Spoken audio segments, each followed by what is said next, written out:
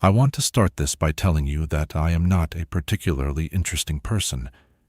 I think that's important to establish up front, because if you don't understand how boring my life was before all of this started, you won't understand why I didn't run the moment things got strange. I was the kind of guy who woke up at the same time every day, made the same coffee in the same mug, and checked the same 3 apps in the same order while standing at the same spot in my kitchen. 7:15 in the morning, black coffee, no sugar, email first, then the news, then whatever social media I could stomach before the existential dread of the workday kicked in. That was my ritual. That was my religion. And I need you to picture it clearly.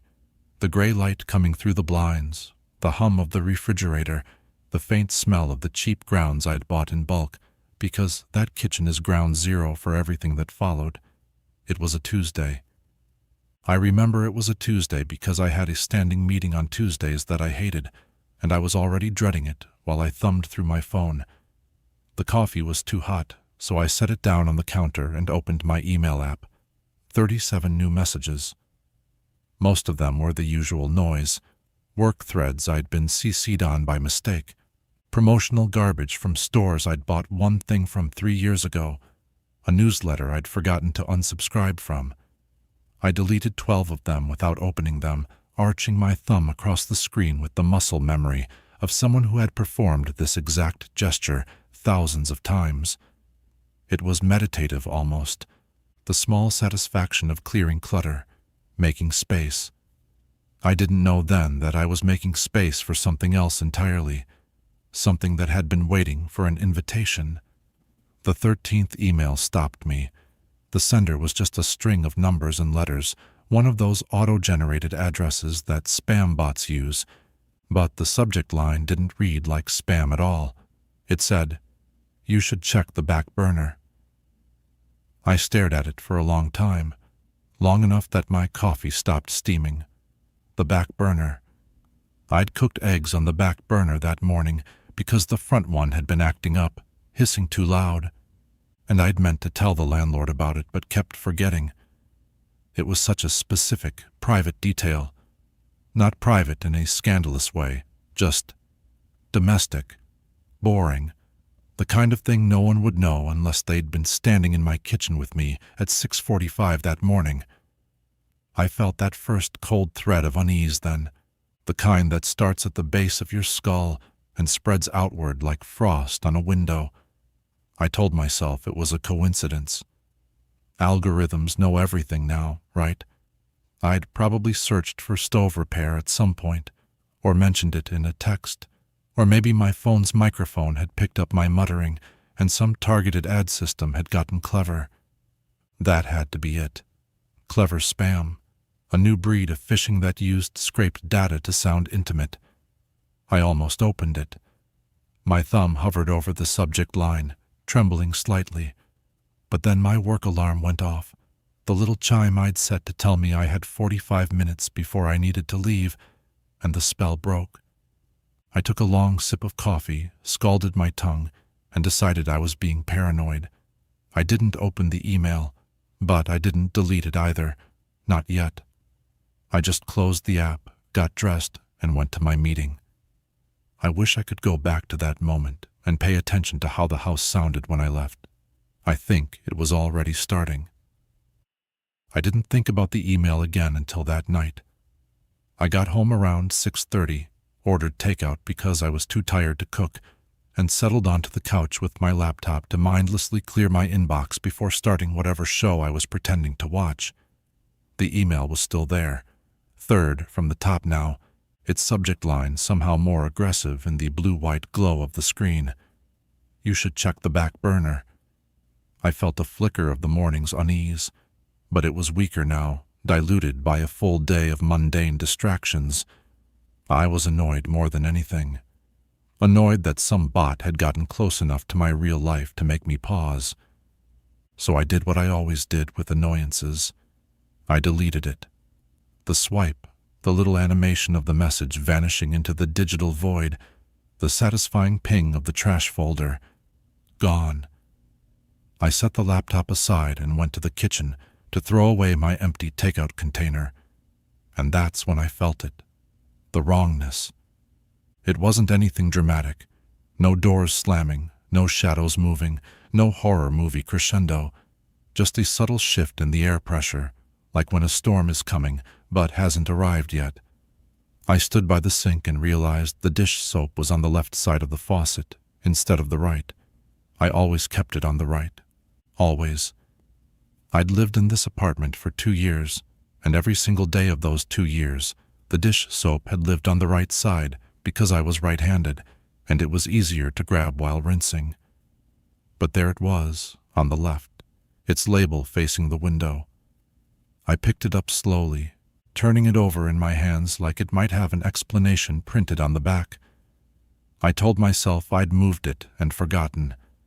I told myself I'd bumped it while washing something the night before. I told myself a lot of things, but I didn't believe any of them. Not really. I put it back on the right side and went to bed. I didn't sleep well. The next morning, I made my coffee on autopilot. Grounds, water, button, wait. I reached for my mug, the big blue one with the chipped handle that I'd bought at a thrift store in college, and my hand closed on empty air. I looked up. The mug wasn't on the second shelf where it always sat, pushed back behind the 2 mugs I never used because they were too small. It was on the 3rd shelf, the top shelf, the one I needed to stand on my toes to reach. I stared at it for a full minute, my coffee maker gurgling behind me, steam rising into the still air of the kitchen. I knew, with the kind of certainty that bypasses logic and goes straight to your bones, that I had not put that mug on the top shelf. I was barely 5'9" on a good day. I never used the top shelf for anything I needed regularly. It was where I kept the fancy glasses my mother had given me that I was afraid to break, and a ceramic bowl I'd convinced myself I might use for mixing someday, but never did.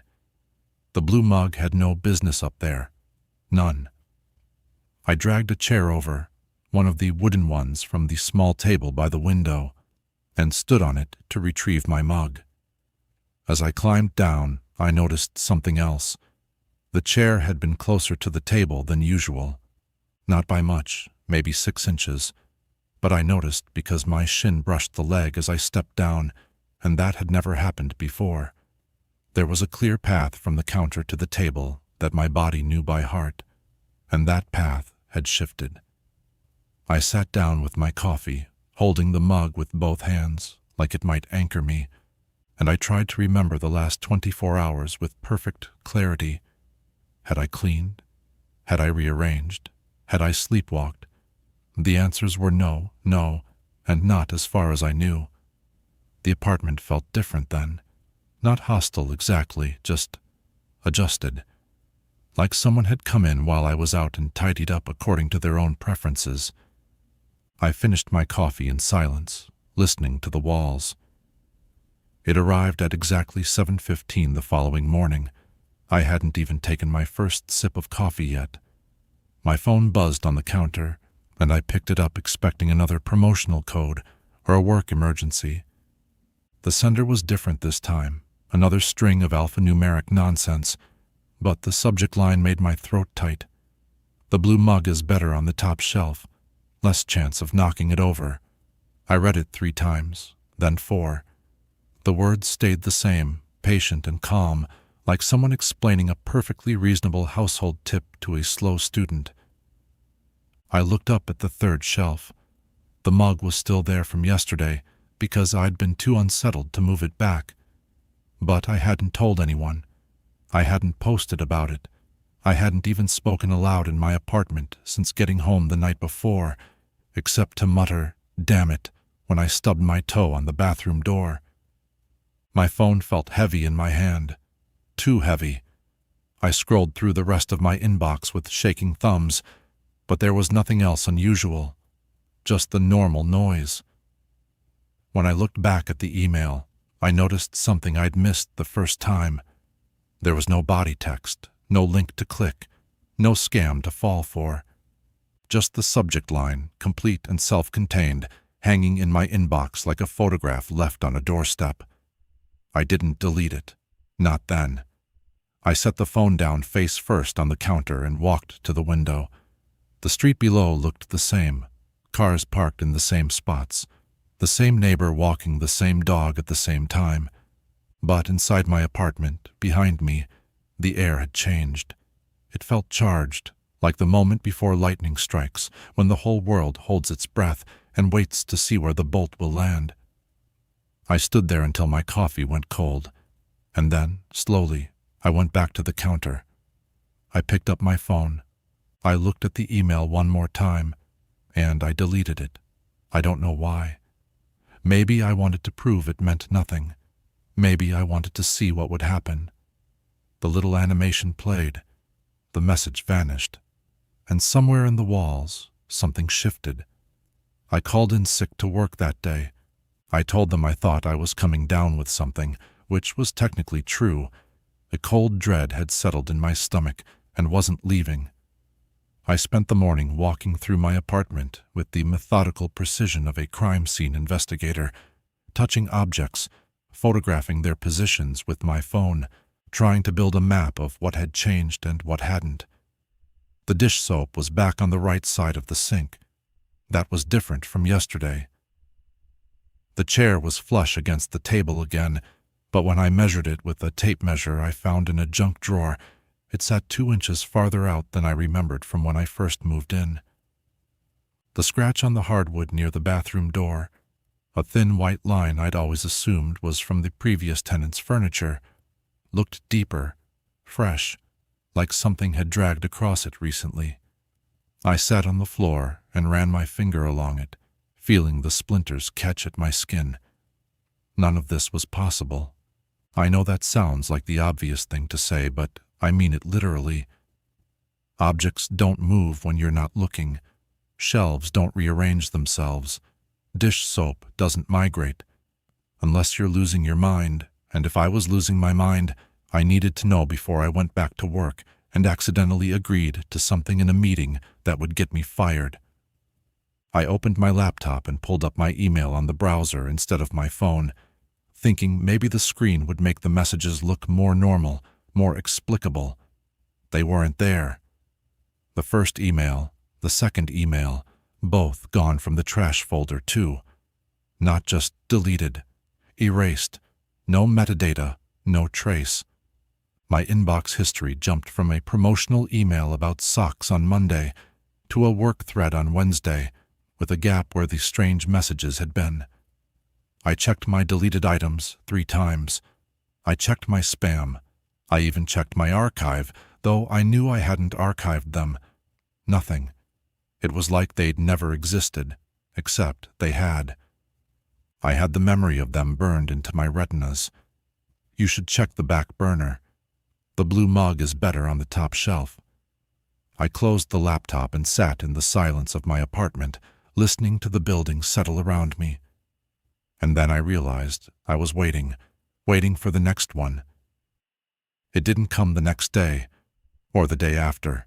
48 hours of normalcy that felt like holding my breath underwater, every moment tense and shimmering. I went back to work. I smiled at my coworkers. I answered emails and attended meetings and ate lunch at my desk like a functioning adult. But some part of me was always back in the apartment, standing in the kitchen, watching the shelves. I found myself taking photos of my rooms before leaving for work, then comparing them when I got home. Nothing changed on those days. The apartment stayed still, obedient, predictable. I started to wonder if I'd invented the whole thing. Stress, maybe. The Tuesday meeting I'd been dreading had actually gone poorly, and maybe my brain had manufactured a distraction. A little psychodrama to keep me from focusing on my professional failures. I almost convinced myself. Almost. Then Friday morning came, and my phone buzzed at 7:15. I was ready for it this time. I'd set an alarm for 7:14, stood in the kitchen with my coffee already made, phone in hand, waiting like a hunter in a blind. The email appeared with a soft chime that sounded different from my other notifications, lower, slower, like a bell underwater. The subject line read, "Move the chair back. You don't need that much space to walk." I didn't read it twice. I didn't hesitate. I wanted to see. I needed to see if I was crazy or if the world was. I was standing in the living room, next to the wooden chair by the table. I looked at it. I looked at my phone. I pressed delete. The animation played. The message vanished. And the chair moved. I want to be very clear about what I mean when I say it moved, because this is the part where people start to disbelieve, and I need you to understand that I was standing right there, 6 inches away from it, close enough to smell the wood polish, and I saw it happen. It didn't slide. It didn't scrape. It didn't make a sound. It simply adjusted. The legs lifted fractionally off the floor, just a millimeter, just enough to break contact with the hardwood, and then it settled back down 2 inches closer to the table. The change in position was small. A casual observer wouldn't notice. But I was not a casual observer. I was a man watching reality hiccup. My coffee cup slipped from my hand and shattered on the floor, brown liquid spreading across the boards, and I didn't move. I just stared at the chair. It stared back, silent and wooden and wrong. I don't know how long I stood there. Long enough for the coffee to cool and grow sticky.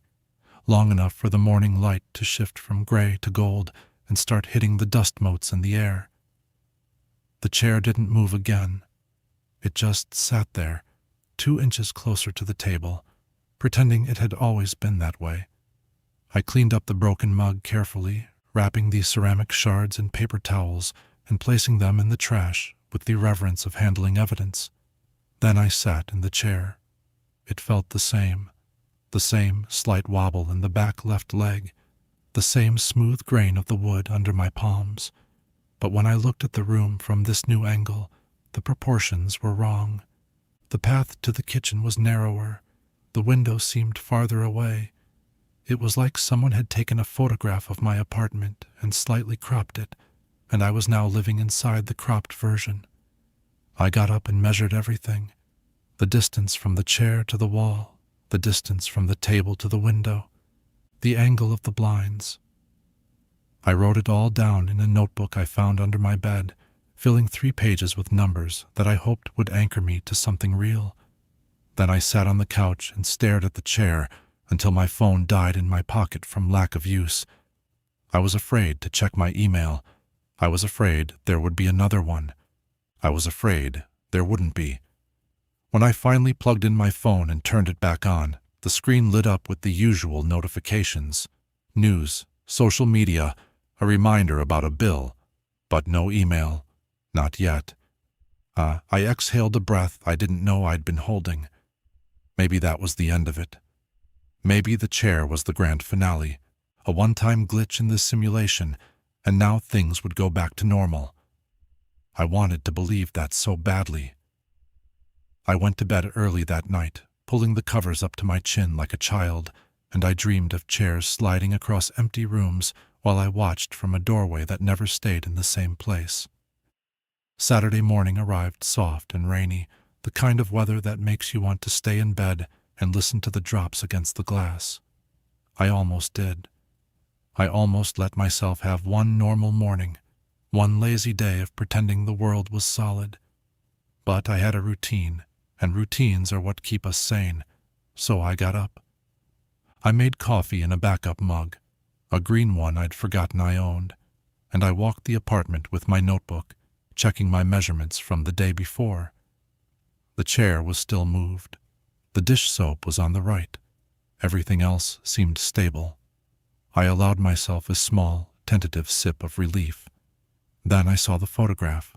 It was on the bookshelf in the living room, propped between a copy of a novel I'd never finished and a ceramic owl my sister had given me. A framed photograph, 5x7, with the simple black frame that matched nothing else I owned. I didn't remember buying it. I didn't remember printing it. I didn't remember placing it there.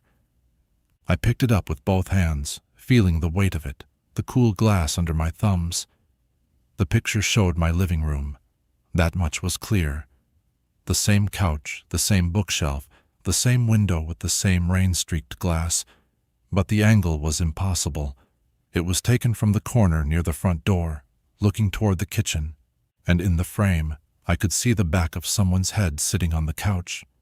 Short brown hair. The collar of a blue shirt I recognized because I was wearing it right now. It was me. I was in the photograph, sitting on my own couch, from an angle that would have required the photographer to be standing inside the wall. There was no space in that corner for a person to stand. I'd measured it when I moved in, trying to figure out if I could fit a coat rack there. The answer had been no. The wall met the door frame at an acute angle, leaving maybe 8 inches of clearance. Not enough for a person. Certainly not enough for a person to stand and take a clear, steady photograph. I turned the frame over. The back panel was loose, and I pried it open with my fingernails. There was no printing information on the back of the photo, no timestamp, just blank white paper, slightly yellowed, as if it had been exposed to light for a long time. I put it back on the shelf. I didn't know what else to do with it. It came on Sunday. I was expecting it by then, though I hated myself for the expectation. 7:15. Always 7:15. The subject line was longer this time, almost conversational. "You look good in that blue shirt. The photograph came out nice, didn't it? I like that corner. Good light." I read it sitting on the couch, wearing the same blue shirt, my eyes flicking between the phone and the black-framed photograph on the shelf. The message had a body this time. Just one sentence. "Every time you clear the clutter, I get a little more room to breathe." I felt the blood drain from my face. My hands went numb. I understood then, with horrible clarity, that this wasn't happening to me. I was making it happen. The deletions. Every time I swiped that message into the trash, I was doing something. I was opening a door. I was giving permission. I was clearing space, just like the email said, but not in my inbox. In my home. In my life. In the walls between whatever was sending these messages and the physical world I thought I owned. I looked at the trash icon on my phone. It was just a picture, a little graphic of a bin. Harmless, digital, abstract, but it felt like a lever, like a trigger, like the button in a nuclear silo that you need 2 keys to turn, except I was holding both keys and I didn't know how to let go. I didn't delete the email. I didn't archive it either. I just sat there, phone in hand, shirt damp with sweat, while the Sunday morning light crawled across the floor and the apartment held its breath around me. The email stayed in my inbox. The photograph stayed on the shelf, and for the first time in a week, nothing moved, nothing changed. The stillness was almost worse than the shifting. I kept that email in my inbox for 3 days. 3 days of walking on eggshells, of flinching every time my phone buzzed, of waking up at 3 in the morning to check that the walls were still where I'd left them. Nothing happened. The chair stayed moved. The photograph stayed on the shelf. The dish soap stayed on the right. It was like the house was waiting, patient and predatory, for me to make the next move. I started to think that maybe the rules were simple. Maybe as long as I didn't delete, the world stayed solid. I could live with that. I could adapt to a slightly crooked chair and a photograph I didn't take. Those were small prices for stability. I almost relaxed. Then Wednesday morning, I woke up to a sound, not a loud sound. A whisper, really. The sound of wood being drawn across wood, like someone pulling a heavy table very slowly across a hardwood floor. It came from the hallway. I lay in bed for a long moment, the sheets pulled up to my chest, my heart doing a trapped bird flutter against my ribs. The sound lasted maybe 10 seconds. Then silence. I got up. I walked to the hallway with bare feet, the floor cold against my soles, and I turned on the light. There was a scratch on the floor, a new one. It started at the threshold of my bedroom door and ran diagonally across the hallway for about 4 feet, ending at the baseboard under the window. It was deep, fresh. The wood beneath it was pale and raw, exposed for the first time, and there were splinters standing up like tiny defensive spikes. I knelt down and touched it. It was warm. Not warm like the heating vent was nearby, but warm like friction, like something had just finished moving across it. I looked at my bedroom door. I looked at the window. 4 feet. Something had dragged itself, or been dragged, from my doorway to the window while I slept, and I hadn't heard it until the end. I measured the scratch with my tape measure. 4 feet, 2 inches. I wrote it in my notebook. Then I checked my phone. No new emails. Just the old one, sitting in my inbox like a ticking clock, its subject line glowing every time I unlocked the screen. "You look good in that blue shirt." I wanted to reply. I wanted to ask what was happening, but I was afraid that replying might be the same as deleting, that any interaction might feed it. So I left it there, unanswered, and I went to work with the scratch burning behind my eyes like a brand. Thursday, 7:15. The chime came, low and wet, and I knew before I looked what I would find. The subject line was almost tender this time. "I hope the scratch didn't wake you." I tried to be quiet. The floorboards in the hallway are louder than I expected. The body text was longer, too, a full paragraph, and reading it felt like reading a letter from a roommate I'd never agreed to live with. "I know you're confused. I know you think you're losing your mind. You're not. I'm real, and I'm close.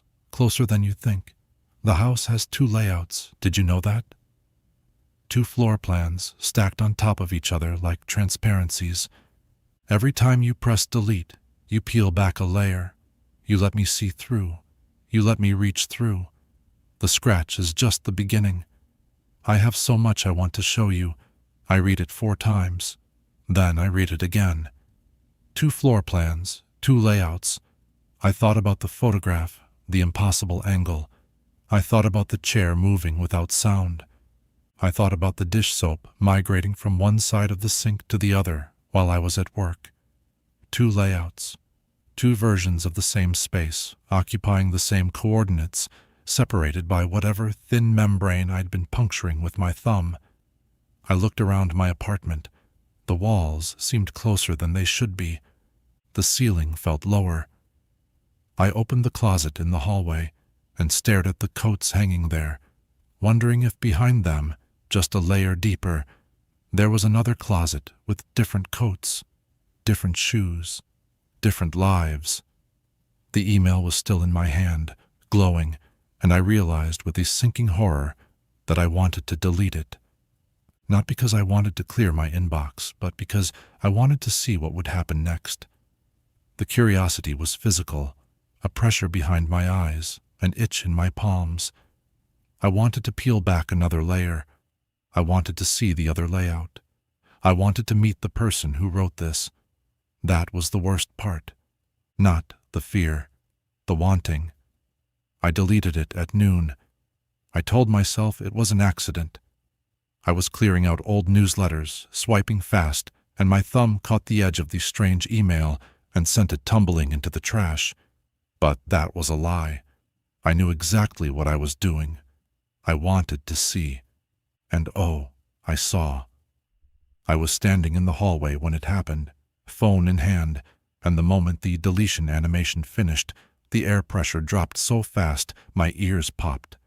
I felt it in my sinuses first, then in my chest, then in the floor beneath my feet. The building groaned, not the normal settling sounds of old wood, but a deep, structural groan, like a ship rolling in heavy seas. I grabbed the doorframe to steady myself, and when I looked up, the hallway was different. The closet door, the one I'd opened that morning to stare at coats, was gone. In its place was a doorway, an actual framed doorway with a door that I had never seen before. It was painted blue. My apartment had no blue doors. Everything was white or beige, landlord's choice, inoffensive and bland. But this door was a deep, midnight blue, the color of old jeans and bruises, with a brass handle that caught the light from the hallway fixture and threw it back at me like a challenge. I walked toward it. My legs moved without my permission, drawn by a gravity I couldn't name. The door was warm to the touch. The brass handle turned easily, silently, and I pushed it open. Inside was a room. Small, maybe 8 by 10. There was a bed made with gray sheets I didn't recognize. A nightstand with a lamp that was on, glowing yellow, even though I hadn't turned on any lights. And on the floor, a dog bed. A large one, fleece-lined, with a few golden hairs clinging to the fabric. I don't have a dog. I've never had a dog. I'm allergic to dogs. But there it was, occupying space in my apartment, real and solid and completely impossible. I stepped inside. The room smelled different from the rest of the house. It smelled like cedar and rain and something else, something warm and animal. I touched the sheets on the bed. They were soft, high-quality cotton, and they smelled faintly of a cologne I'd never worn, but somehow recognized. On the nightstand was a book, face down, spine cracked. I picked it up. It was a novel I'd started reading 6 months ago and abandoned on page 43. This copy was dog-eared to page 216. I put it down very carefully, like it might detonate, and I backed out of the room. I closed the blue door. I stood in the hallway, shaking, and when I looked at the wall where the closet had been, I saw that the closet was still there too. The blue door was inside it. The coats hung on either side, brushing against the paint, and the blue door sat in the center like a secret heart. I closed the closet. I locked my apartment. I sat on the couch and didn't move until the sun went down. Mrs. Gable lives in 2B, directly below me. She's 70-something, widowed, with a poodle named Maurice, and a habit of knowing everyone's business without being malicious about it. She waters the plants in the lobby and collects the mail for people who are out of town. She's harmless. She's always been harmless. But when I ran into her in the stairwell that evening, fleeing my apartment for the safety of the outside world, though I didn't know where I would go, she looked at me strangely, not scared, concerned, the way you look at a friend who has lost weight they couldn't afford to lose. "You okay, sweetheart?" she asked. I told her I was fine. I lied. She hesitated, holding Maurice's leash with both hands, the little dog yapping at my shoelaces. "It's just, I saw you yesterday, coming back from a walk, with a big dog, a golden retriever maybe. I thought you didn't like dogs." The hallway tilted. I reached for the railing. "I don't," I said. My voice sounded like it was coming from the bottom of a well. "I don't have a dog." Mrs. Gable frowned. "Well, I could have sworn. He was such a handsome boy. You had him on a red leash. You waved at me." She laughed, a soft, papery sound. "My eyes aren't what they used to be, though. Maybe it was the young man from 3C. He has a retriever." But I knew it wasn't the young man from 3C. I knew because I'd seen the dog bed. I'd seen the golden hairs. And I knew, with a certainty that made me want to scream, that the person Mrs. Gable had seen walking that dog was me. Or someone who looked exactly like me. Someone who lived in the blue-doored room behind my closet. Someone who was bleeding through into her reality the same way they were bleeding into mine. I made some excuse about needing air and stumbled out into the street. I walked for 2 hours. When I came back, the apartment was quiet, but the closet was humming, not audibly. I could feel it in my teeth. A low, constant vibration, like a refrigerator running, coming from behind the coats. I couldn't sleep that night. At 2 a.m, I was on my laptop, searching the history of my building. It was constructed in 1987, a modest brick structure with 6 units. Nothing special, nothing notable. But I found an old article from the local paper, digitized and archived, about the architect. He'd been eccentric, obsessed with duality, with mirrors, with the idea that every space contained its own shadow. The article mentioned that he'd designed the building with companion layouts, 2 identical floor plans, superimposed, slightly offset. The theory was that residents would feel a sense of spaciousness, of rooms extending beyond their walls. It was avant-garde nonsense, the kind of thing that gets you written up in design magazines and then forgotten. But he'd done it. He'd actually built it.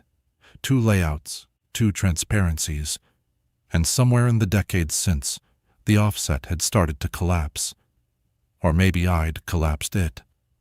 I thought about the emails. Where were they coming from? The sender addresses were gibberish, auto-generated strings that couldn't be traced. But what if they weren't coming from the internet at all? What if they were coming from the other layout, routed through whatever digital infrastructure the 2 apartments shared? The same Wi-Fi name, the same router, the same IP address, but slightly shifted. A network that existed in both worlds. I closed the laptop and walked to the closet. I opened it. The blue door was still there, glowing faintly in the dark, the brass handle warm. I didn't open it. I just looked. And from the other side, very faintly, I heard breathing, not threatening, not aggressive, just the sound of someone asleep in a room that shouldn't exist. I closed the closet. I went to bed. I lay there until dawn, listening to my own heartbeat and wondering if the person in the blue room was lying awake too, listening to his. Friday morning, I did something I swore I wouldn't do. I replied. The old email, the one about the blue shirt, was still sitting in my inbox, a digital artifact from a world that was increasingly feeling less real than the one behind the blue door. I opened it. I tapped reply. My thumbs hovered over the keyboard for a long time, shaking slightly, the screen casting a pale light on my face in the darkened bedroom. I typed, "Who are you?" Then I deleted it. Too aggressive, too desperate. I typed again, "What do you want from me?" Deleted that too. Finally, I settled on something simple, something that felt less like a demand and more like a bridge. I saw the room. I saw the dog bed. I don't have a dog. Tell me what's happening. I pressed send before I could change my mind. The phone made its usual sending sound. The screen refreshed. And then, before I could set the phone down, it buzzed with a new notification. Not a new email. A reply. To my reply. Sent at the exact same timestamp as my message. Down to the second. I opened it. The subject line was just my first name. The body said, "I know you saw the room. I've seen yours too. It's smaller than I expected. Nicer couch, though. The green one? I have blue. I don't like blue, but you don't get to choose when you live in the secondary layout." That's what he called it. The architect. Primary and secondary. Like we're colors on a palette, and you're the one everyone sees first. But I've been here longer than you. I was here first, and I'm tired of being secondary. I read it 3 times. Then I got up and checked my couch. It was green. I'd bought it green. But in the photograph on my shelf, the impossible photograph taken from inside the wall, the couch had looked darker, bluer. I walked to the closet. I opened the door. I pressed my ear against the blue door, and I whispered, "Are you there?" The reply came through my phone, not through the wood, but I felt the vibration in the door anyway. "I'm always here, closer than you think." We talked for 2 hours. Not out loud. My neighbors would have called the police if they'd heard me arguing with my closet, but through emails that arrived faster than physics should allow. I would send a message, and before I could refresh the screen, his reply would be there, time-stamped simultaneously. It was like chatting with a mirror that had learned to type. His name was the same as mine. Of course it was. He was me, or I was him, or we were both iterations of the same person split across two versions of the same apartment by some architectural insanity that neither of us had signed up for. He'd lived in the secondary layout for 3 years. He'd moved in the same day I did, answering the same listing, signing the same lease, but he'd been shown the blue door and I'd been shown the white one. The landlord had never mentioned a duplicate. The landlord didn't know. No one knew, except the dead architect and the two of us, separated by a membrane of paint and plaster that was getting thinner every time I deleted an email. "Why emails?" I asked. "Because the building's wiring is shared," he wrote back. "The router doesn't know which layout it's in. It broadcasts to both. And because I need you to delete them. That's how it works. The deletion is the signal, the digital equivalent of knocking on the wall. Every time you clear your inbox, you clear space in the boundary. You let me push through." I thought about the chair, the scratch, the room, the dog bed, the photograph. All of it was him, pushing through, reaching into my layout and adjusting it to match his, making space. "Why do you want my layout?" I typed. The reply took longer this time, a full 5 seconds, an eternity in our twisted conversation, because mine is dying. The secondary layout is unstable. It was never meant to hold a person this long. The walls are thinning, the rooms are shifting. If I don't merge with yours, I'll fall through. Into what, I don't know, but I can hear it.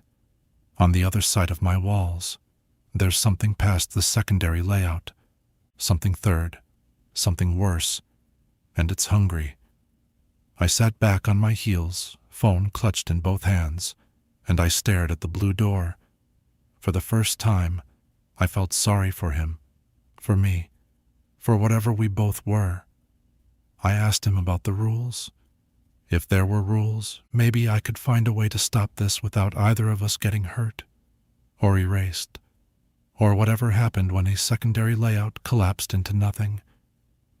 His reply was methodical, almost clinical, like he'd been studying the mechanics of our prison for years. Rule 1. The deletion must be intentional. Accidental deletions don't count. You have to mean it. You have to want the space cleared. That's the fuel. Rule 2. The changes start small and grow. The more you delete, the bigger the merge. First objects, then rooms, then people. Rule 3. I can't send emails unless you open the initial one. The first email is the handshake, the invitation. You opened the back burner message. That was your consent. Rule 4. Once the merge reaches 50%, it becomes irreversible. The layouts fuse, we fuse.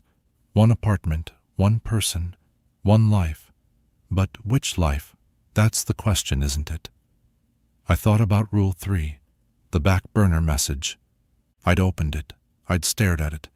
I'd given it my attention, my time, my consideration. That was the handshake. That was the invitation. I wanted to scream. I wanted to throw my phone against the wall and shatter it into 1,000 pieces. But I didn't, because Rule 4 was hanging over me like a sword. 50%. How close were we? The chair, the mug, the dish soap, the scratch, the room, the photograph. Was that 10%? 20? I didn't know how to measure the erosion of my reality. I asked him.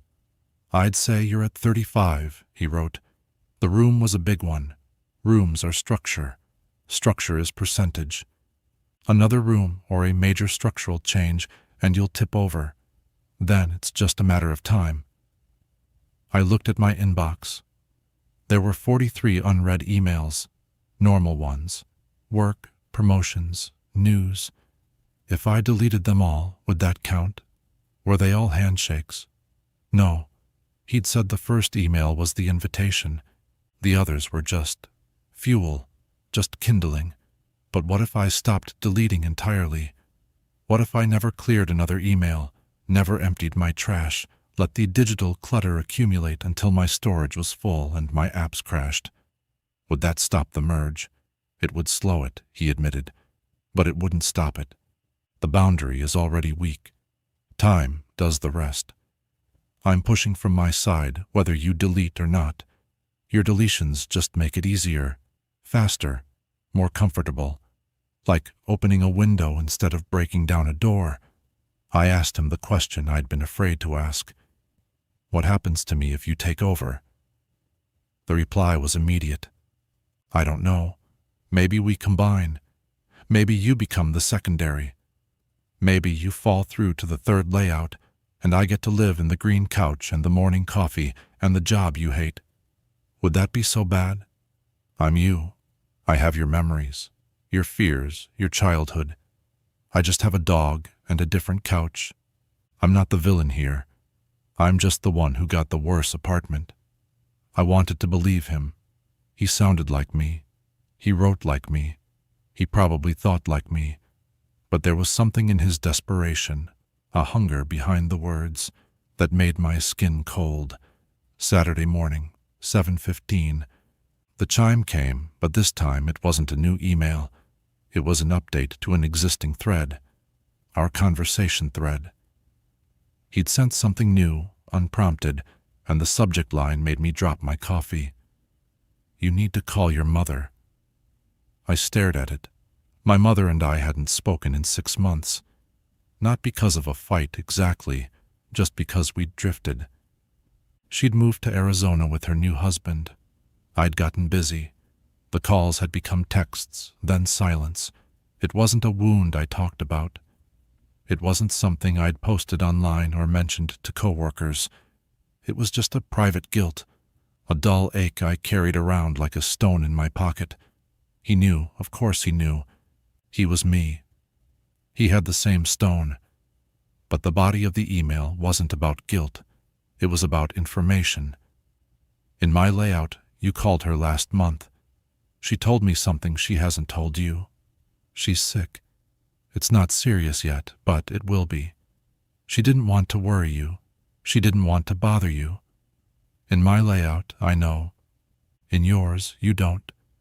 I'm telling you because I'm not the enemy. I don't want to erase you. I want to save us both. If we merge, you'll have this knowledge. You'll have the dog. You'll have the room. You'll have everything I've built here, and I'll have everything you've built there. It's not stealing. It's sharing. It's survival. I sat on the kitchen floor, back against the cabinets, and I cried. I don't know how long. The linoleum was cold through my sweatpants. The phone was warm in my hand. I thought about my mother, alone in Arizona, keeping secrets because she thought I was too busy to care. I thought about the dog I didn't have, the room I'd discovered, the other life that was almost identical to mine, but slightly braver, slightly softer, slightly more connected. Was he right? Was merging so terrible? I would gain things. I would lose things. But what would I lose, exactly? My green couch, my solitude, my carefully maintained distance from everyone who might need me. I opened the email again. I read it until I had it memorized. Then, slowly, I moved my thumb to the trash icon. I hesitated. I thought about my mother. I thought about the dog. I thought about the sound of breathing behind the blue door, and I pressed delete. The animation played, the message vanished, and the house screamed. It wasn't a literal scream. Buildings don't have vocal cords, but the sound that tore through my apartment was the closest a structure could come to agony. The walls shook. The lights flickered. The floor bowed upward in the center of the living room, the hardwood rippling like water, and I felt a shift in my own body, a pulling sensation, as if every cell was being drawn toward the closet, toward the blue door, toward the other layout that was no longer content to wait. I scrambled to my feet, slipping on the trembling floor, and I grabbed the doorframe to steady myself. The closet door flew open. The coats fell off their hangers, tumbling to the floor in a heap of wool and nylon, and behind them, the blue door was glowing, not metaphorically, actually glowing, a deep azure light seeping through the cracks around the frame, illuminating the hallway with the color of deep water. My phone buzzed. Another email. Not from him, from myself. My own address, the one I used for work, the one I'd had since college, sending me a message I hadn't written. The subject line said, "Thank you, I'll be there soon." The body contained a single image, a photograph of my living room, taken from the couch. I was in the frame, standing by the closet, looking toward the camera with an expression of terror on my face. But I wasn't holding my phone. I was holding a red leash. And beside me, sitting patiently, was a golden retriever I had never seen before.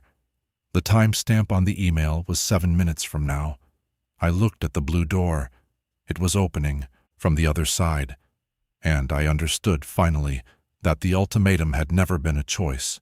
It had been a countdown, and I had just reached 0. I want to be clear about something, because I think it's important for the record. I didn't mean to delete that last email. I know that sounds ridiculous after everything I've just told you, after all the deletions and the shifts and the slow erosion of my apartment into something shared, something borrowed. But I didn't mean to. I was trying to forward it.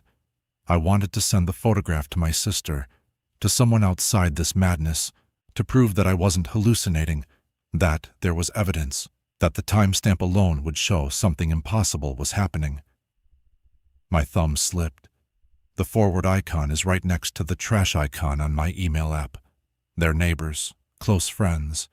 And in my panic, in the shaking of the floor and the glowing of the blue door, and the sound of something pushing through from the other side, I missed.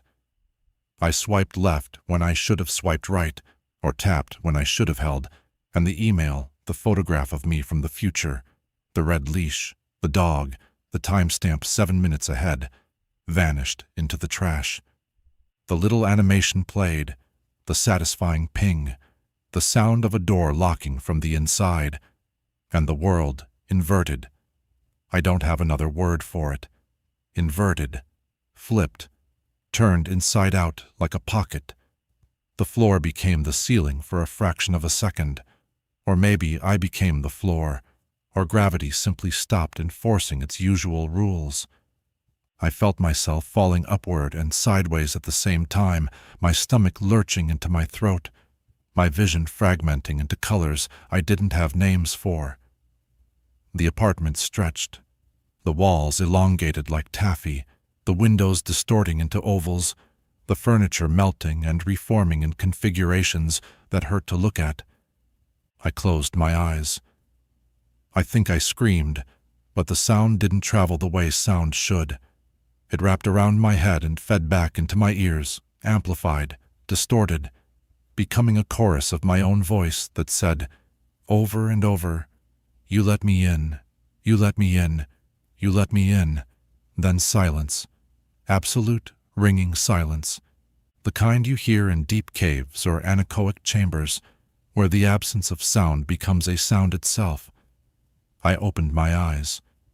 I was standing in my living room, but it wasn't my living room, not anymore. The proportions were wrong. That was the first thing I noticed. The room was the same size, technically, the same square footage, the same windows and the same walls, but the angles were different. The corners didn't meet at 90 degrees. They met at something closer to 85 or 95, subtle deviations that made the space feel subtly nauseating, like looking at a room through a fisheye lens. The green couch was gone.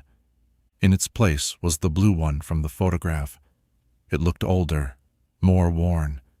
There were scratch marks on the armrests, the kind a dog's claws would make, and a faint smell of wet fur clung to the fabric. The bookshelf was on the opposite wall. The window was smaller. The blinds were a different color, beige instead of white, and they were closed, though I always kept them open.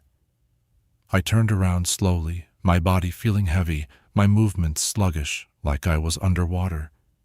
The kitchen doorway was in the same place, But when I looked through it, I saw the blue door, standing open, in the kitchen. It had moved. It had followed me, or I had followed it. The light coming through the kitchen window was wrong, too. It was dusk outside, orange and purple, but when I'd deleted the email, it had been morning. How long had the inversion taken? Seconds? Hours? I checked my phone. The screen was cracked, hairline fractures radiating from the center like a spider web, but it still worked. The time read 7:22 p.m. The date was the same. I'd lost 12 hours in the space of a deletion. I walked to the kitchen. Each step felt like wading through syrup. The air was thicker here, denser. It smelled like the other room had smelled, cedar and rain and dog, but stronger now, saturated, as if the boundary between the two layouts had dissolved completely and only one remained. The blue door stood open at the far end of the kitchen, where my refrigerator should have been. The refrigerator was gone. In its place was a hallway that hadn't existed before, leading deeper into the apartment, deeper than the building's exterior should have allowed. I could see lights on down that hallway, warm, yellow lights, and I could hear a television playing, a laugh track, the sound of a sitcom I'd watched as a child. I knew that laugh track. I knew that show.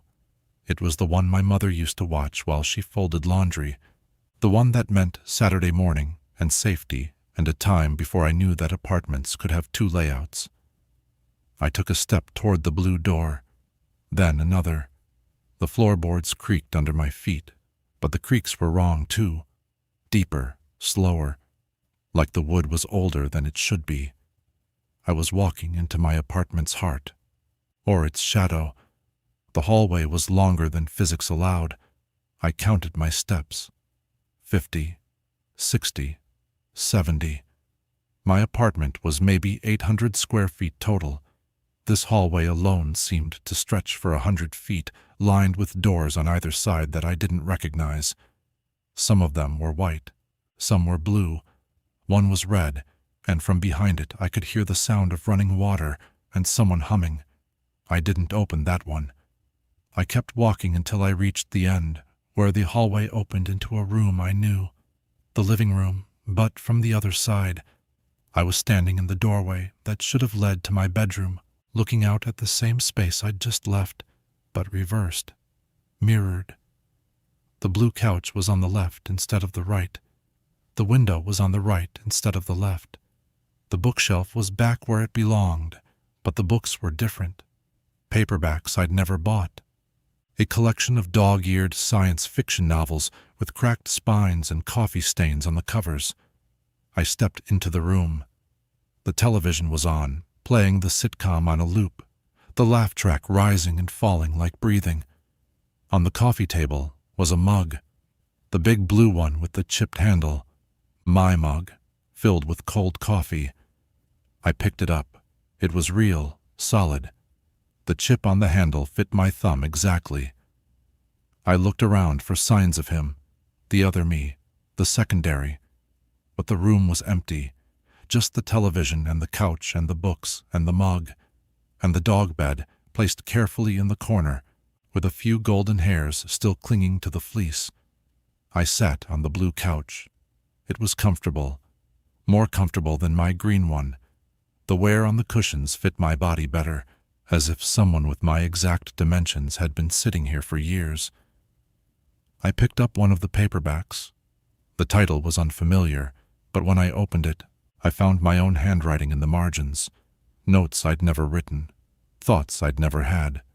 But my penmanship, my slant, my habit of underlining phrases twice when they mattered. I was everywhere in this room. I was the ghost haunting my own alternate life. And then I heard the shower turn off. Down the hall, behind the red door, the humming stopped. Footsteps, wet feet on tile. He was coming. I should have run, I know that. Every horror story, every survival instinct, every logical neuron in my brain was screaming at me to get up, to flee back down the impossible hallway. to find the blue door and force it open and dive back into my own layout before he found me standing in his living room, holding his mug, wearing his life like a stolen coat. But I didn't run, because the footsteps sounded like mine. The rhythm was mine, the weight distribution, the slight drag of the right foot, the pause between steps. I'd heard those footsteps 1,000 times, recorded on my phone's voice memos, echoing in hallways, familiar and intimate. He walked into the room wearing a towel, my towel, the blue one with the bleach stain I'd been meaning to replace. His hair was wet, short brown hair, same as mine. His face was my face, but different in the way a photograph is different from a mirror. Slightly fuller, slightly older, slightly more tired around the eyes. He had a scar on his left eyebrow that I didn't have. A thin white line, maybe from a childhood accident that had happened to him, but not to me. Or maybe would happen to me someday. He stopped when he saw me. He didn't scream. He didn't reach for a weapon. He just stood there, dripping on the hardwood, and he smiled. It was a sad smile, the kind you give someone when you both know how a story ends. "You're early," he said. His voice was my voice, but softer, more worn. The timestamp said 7 minutes. You got here in 5. I couldn't speak. My throat had closed around words that no longer felt like they belonged to me. I set the mug down on the coffee table. The laugh track played again. A dog barked somewhere in the apartment, a deep golden retriever bark, and I heard claws clicking on the floor, getting closer. "It's okay," he said. "She's friendly. Her name is June. I named her after Mom's middle name. You didn't know Mom had a middle name, did you? In your layout, she never told you. In mine, she tells me everything." The dog appeared in the doorway, a golden retriever, just like Mrs. Gable had seen. She looked at me with brown eyes that were somehow familiar, and then she walked over and rested her head on my knee. I felt her fur, warm, real, alive. "You deleted the last one," he said. Not accusing, just stating. "I know, I felt it. We're past 50% now, past the point of no return. The layouts are merging. Or maybe they've already merged, and we're just the last 2 pieces figuring out where to fit." I found my voice then. It sounded like gravel. "What happens now?" He sat down on the couch next to me. June moved to make room, settling between us like a mediator. "Now," he said, "we wait. The house will decide which version stays, which one is primary, and which one becomes something else." I don't know how long we sat there. The sitcom played 3 full episodes on loop. June fell asleep with her head on my lap, breathing in that deep, trusting way that dogs do. He, me, the other, whatever he was, sat quietly, not looking at me, not speaking, just existing in the same space with a patience that I recognized as my own. I thought about my mother. I thought about the emails. I thought about the green couch and the morning coffee and the job I hated and the life I'd built out of inertia and fear. And I thought about his life, the dog, the calls to Arizona, the blue couch that fit better, the scar I didn't have, the bravery I hadn't found. "I don't want to erase you," I said finally. He turned to look at me. His eyes were my eyes, but they'd seen different things. "I don't want to erase you either, but the house doesn't care what we want. The architect built it this way. 2 layouts, 1 foundation. Eventually one has to absorb the other. That's just structure." I stood up. June whined but didn't follow. I walked to the window, the small window with the beige blinds, and I looked out. The street below was the same street, same cars, same trees, but the light was different. The shadows fell at wrong angles, stretching toward the building instead of away from it, as if the sun itself was confused about which layout it was supposed to illuminate. I thought about the rules he'd told me, the deletion as signal, the intentional clearing of space, the handshake, the invitation. What if I could uninvite? What if I could fill the space instead of clearing it? I pulled out my phone. The cracked screen flickered, but the email app still worked. I opened a new message. I addressed it to him, to me, to the address that had started all of this. And I typed, not a question, not a plea, a statement. I keep every email from now on. I archive them, I save them. I let the inbox fill until it overflows. I make space for nothing. I invite nothing. I choose the clutter. I choose the mess. I choose the life I have, green couch and all, because it's mine. I pressed send. The phone vibrated with an error message. Message failed to send. Recipient not found. But it didn't matter, because as I typed, I felt something shift. Not the house. Me. The hallway behind me, the impossible hallway, began to fade. Not vanish, but recede like a tide going out. The blue door at the end of the kitchen trembled. The beige blinds flickered. And the other me stood up, looking at me with an expression that was neither hope nor despair, just recognition. Go, he said, while you still can. The house is deciding. Make it decide in your favor. I ran, not from him, from the merging, from the absorption. I ran down the fading hallway, past the doors that were becoming translucent, past the red door that was now silent, past the blue door that was closing, and I dove through the shrinking frame just as it slammed shut behind me. I hit the floor of my kitchen, my real kitchen. The refrigerator was back. The green couch was visible through the doorway.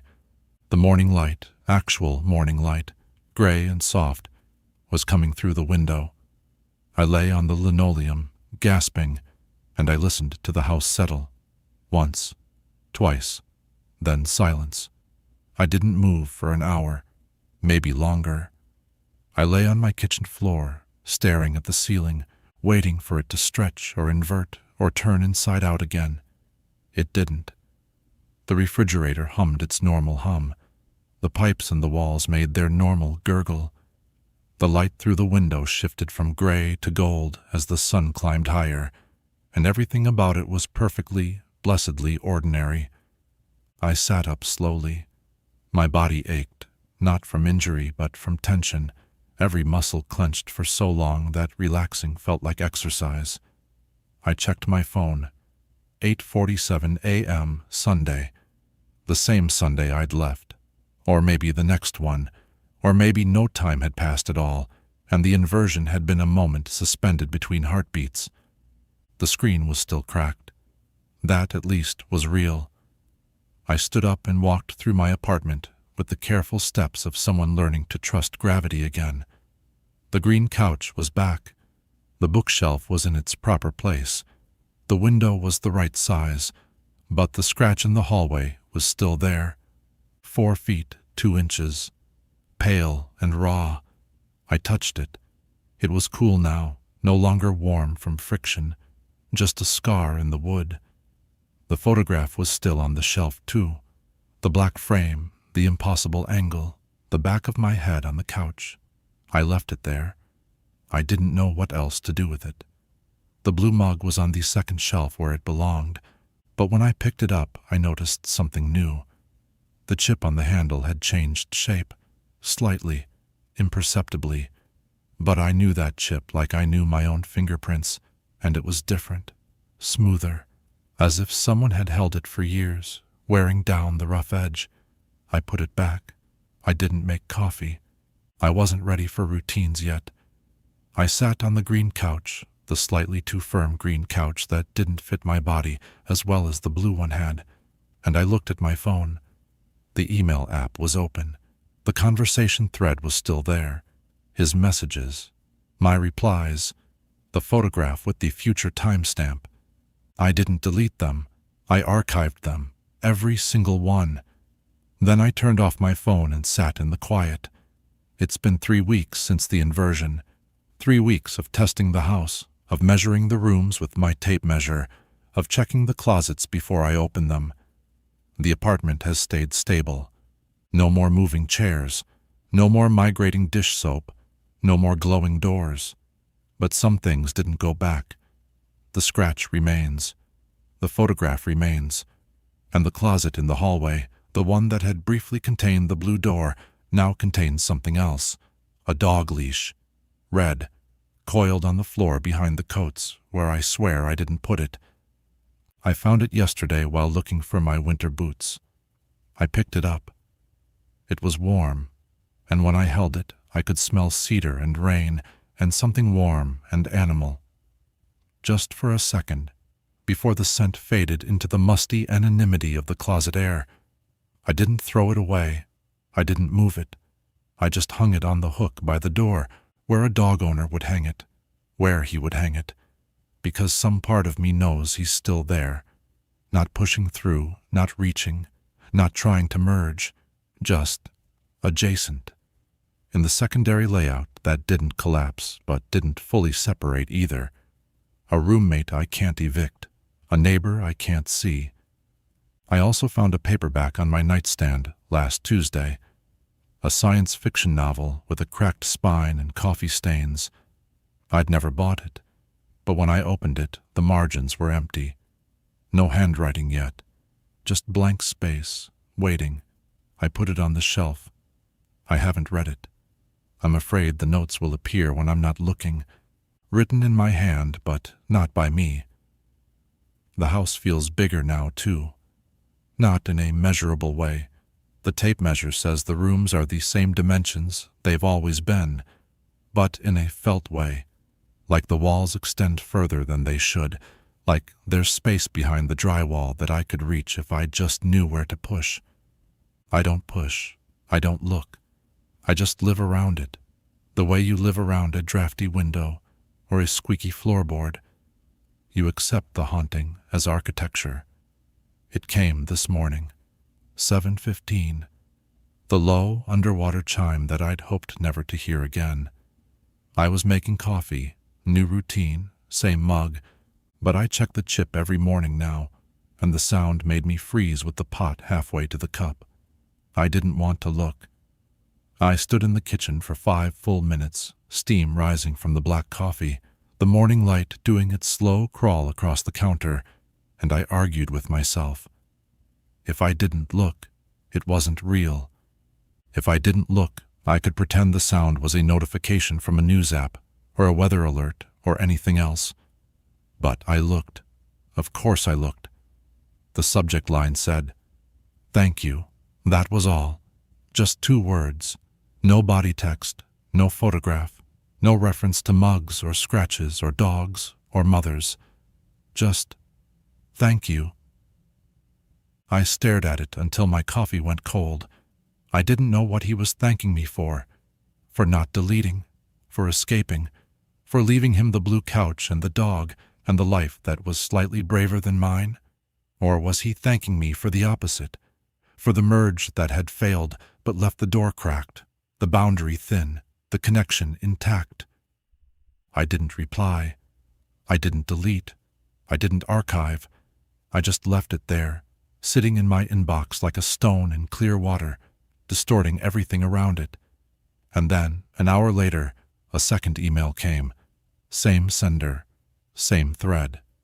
The subject line was different this time. "Can I keep June?" I sat down on the kitchen floor again, not because the world was inverting, but because my legs wouldn't hold me. June, the dog, the golden retriever with the brown eyes who had rested her head on my lap in a living room that no longer existed. He was asking permission, or he was telling me she'd chosen, or he was just talking. Reaching out across the thin membrane that still connected us, not to merge, not to invade, but to coexist. I typed a reply before I could stop myself. Just 3 words. "Yes, take care." I pressed send. It went through. No error message, no failed delivery. Just the soft whoosh of a message traveling through digital space to a layout that shouldn't exist. And then, 2 minutes later, A reply. A photograph. June, lying on the blue couch, looking at the camera with her tongue out. Happy. Real. Alive in a world that was secondary but not lesser. I saved the photo. I didn't delete it. So here's where I am now. Here's the choice I've made, or the choice that's been made for me, or the compromise we've reached without ever shaking hands. I don't delete emails anymore. Not the strange ones, not the normal ones, not the spam or the promotions or the newsletters I should have unsubscribed from years ago. My inbox is a mess. A glorious, chaotic, overflowing mess of thousands of unread messages, stacked and layered and crammed into digital space until the app takes 3 seconds to load and the search function barely works. It's inefficient. It's cluttered. It's the opposite of everything I used to be. But it's full. It's occupied. There's no room for invitations. No space for handshakes. No cleared ground for something else to push through. I archive the strange emails when they come. I save them in a folder labeled secondary that I never open unless I'm feeling brave or stupid or lonely. And they do keep coming. Not every day, not even every week, but regularly enough that I know he's still there, the other me, the one with the scar and the dog and the braver life. He sends me photographs sometimes. His morning coffee in the blue mug, June at the park, the view from his window, which is slightly different from mine, the same street, but the shadows fall at different angles and the sun seems warmer. I don't reply to all of them, just enough to let him know I'm still here too, still primary, still occupying my space with intention, with clutter, with the deliberate mess of a life that refuses to be erased. I haven't told anyone. Who would believe me? Mrs. Gable asks about the dog sometimes, and I just smile and say she's staying with a friend. The landlord came to fix the stove last week, the front burner finally, and he didn't notice anything unusual about the apartment. The scratch in the hallway is just wear and tear. The photograph on the shelf is just art. The red leash on the hook is just there. For now, that's enough. For now, the house is holding its breath, and so am I. I was going to end this there. I thought that was the right place to stop. The quiet truce, the shared silence, the two layouts existing in parallel without merging. But something happened 20 minutes ago, and I need to tell you because you're the only witness I have. I was sitting on the green couch, laptop open, writing this all down while I can still remember it clearly. The apartment was still. The evening light was fading. June's photograph was propped on the coffee table where I'd left it. And then my phone buzzed. Not the low underwater chime of his emails. A different sound. My default notification. A new message in my primary inbox. I picked it up, assuming it was work, assuming it was nothing. The sender was my own address. My real one. The one I use for everything. But I hadn't sent anything. The subject line was blank. The body contained one sentence. You archived the last one. You didn't delete. Good. But what if I told you there's a third layout? Past the secondary, past the blue door, and it's been emailing both of us. I stared at the screen until my eyes burned. Then I heard it, faintly, from somewhere deep in the apartment, not from the closet. Not from the hallway, from behind the walls, the sound of a dog barking, but not June's bark, deeper, slower, like a recording played at half speed, and beneath it the sound of typing, fast, urgent, coming from inside the drywall. I looked at my inbox. The message count had changed. It now read 10,001 unread emails, and they were all from me. All time-stamped 7 minutes from now. I set the phone down. I turned off the laptop. I'm sitting in the dark now, listening to the walls, and I'm trying to decide if I should open the next email, or archive it, or just let the inbox fill until there's no room left for anything, not even me. The notification light on my phone is blinking. Blue, steady, like a door waiting to be opened. Like a heartbeat in a house with 3 layouts. Like an invitation I don't know how to refuse. The sound of typing is getting louder. I think it's coming from the kitchen. I think I need to check my email. I'll tell you what happens next time, if there is a next time, if I'm still here, if I'm still me. Good night.